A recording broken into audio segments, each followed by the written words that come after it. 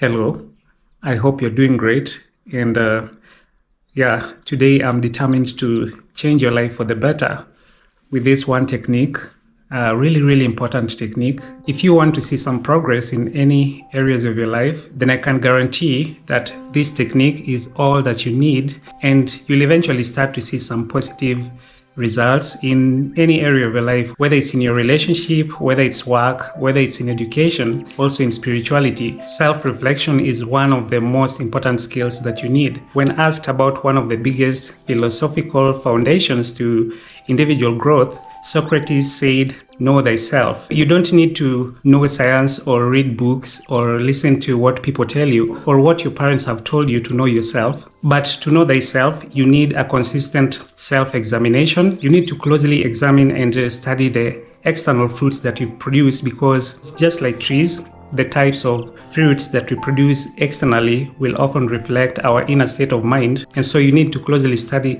the external products of your actions to know what makes your inner orchard or garden. And so by simple definition, self-reflection refers to closely examining your inner thoughts and feelings and behaviors, and studying the patterns and motives that drive you towards a certain behavior, which then helps to map your internal organization and even to readjust so that you can perform much better. For example, if you are this type of person whom words escape so easily and you find yourself saying some things that you end up regretting, then you might find that along your way in life, you're spoiling several opportunities for yourself. And this trend will continue until that time when you will notice what is going on internally and take the proactive action to start changing for the better. And straight on, let me get into the phases of self-reflection. The two major phases are self-observation and self-analysis. Many things are consistently happening in your life without you even knowing that they're happening. They're either happening subconsciously before the action manifests consciously, that is in the physical realm, or even some external things that are happening and affecting our lives directly. You often find that it's a composition of different elements,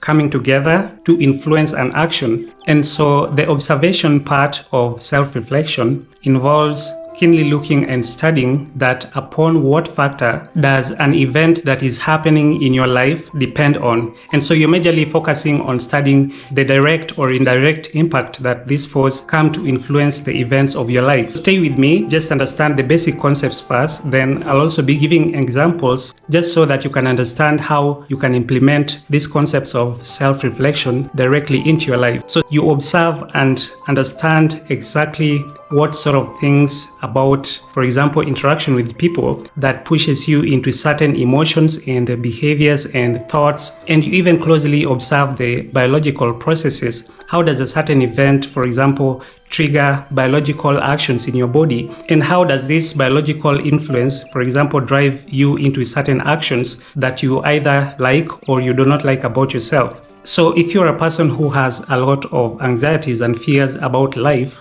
then you closely examine and observe that upon what triggers do these fears and anxieties that you have about life depend on. For example, the fear of death or the fear of leaving your children behind, or sometimes it's the fear of the events that will occur that eventually lead to your death.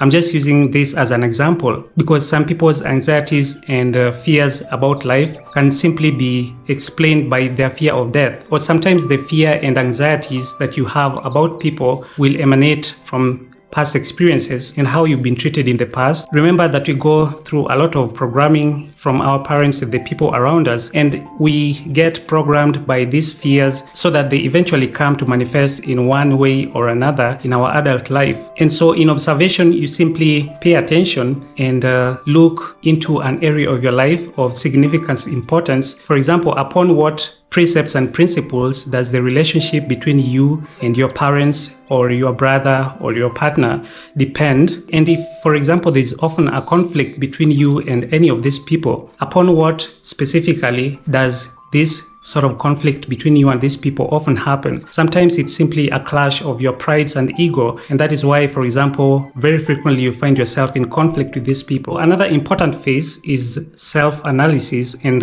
self-analysis goes hand in hand with self-observation, in that in analysis you simply take multiple experiences and make deductions, because It's not simply one event that can give you an accurate reflection. So once you've observed, for example, the source of conflict is often as a result of clashes of the ego, then now you take different past events that have happened and now analyze how this ego manifested through these events. And as a result, it ended causing up a lot of these frictions. And most importantly, consider your contribution in the manifestation of these events. Ask yourself, what are the triggers that, for example, drives you into feelings and emotions that eventually push you into actions? You will have to eliminate the negative drivers and improve on the positive attributes that you know are going to give you the positive results that you're seeking for. If, for example, you're this person who is often vulnerable to people tricking them into some things and people just seem to take advantage of you, then in your reflections, you need to take different instances, see all the loopholes that these people used to make you trust them, identify some of the activities that they use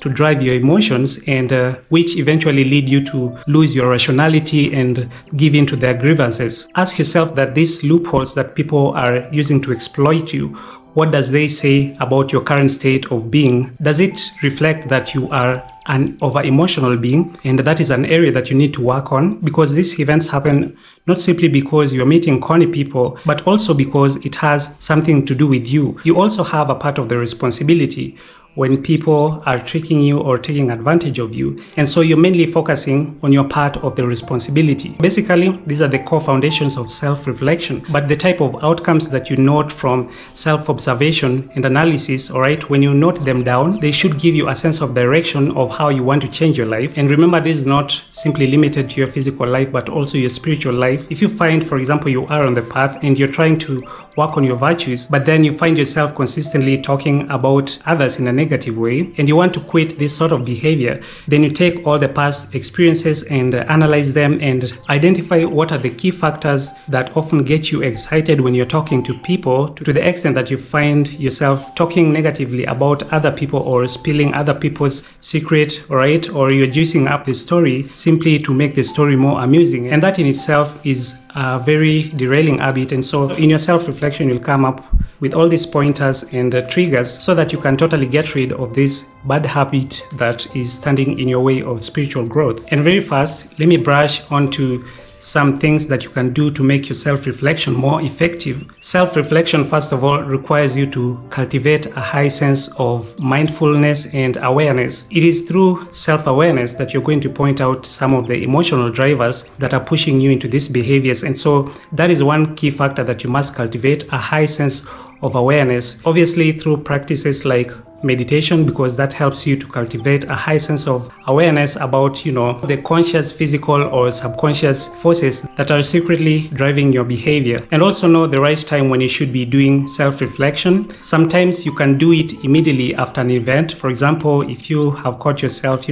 speaking negatively about yourself or others, then instantly reflect and identify what has driven you to say these negative words. But also for some events, you will have to reflect a little bit later. For example, if someone has made you angry, someone's action has made you angry, then you need to take some time to be angry at them. But then a little bit later, when the anger is died down, that is the best time to reflect. You can't reflect when you are angry. Just consider the right timing and do the reflection, and also learn to let go, because you'll be making a lot of mistakes if you do self-reflection when you are still emotionally invested in a certain situation. Which brings me to another important factor, that when you are self-reflecting, when you are doing self-reflection, your ego, your emotions, your thoughts, these are things that you should put aside during self-reflection, because your aim is to be as objective as possible and come out with practical results. And remember, you can only get good results if you apply what you find out consistently, all right? It's not a one-time thing. You can also do self-reflections in the evenings,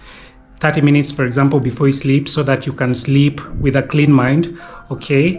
And that is it about self-reflection. Thank you for taking the time. Make sure to like and comment, and also subscribe if you have not. Have a great time, and see you the next time.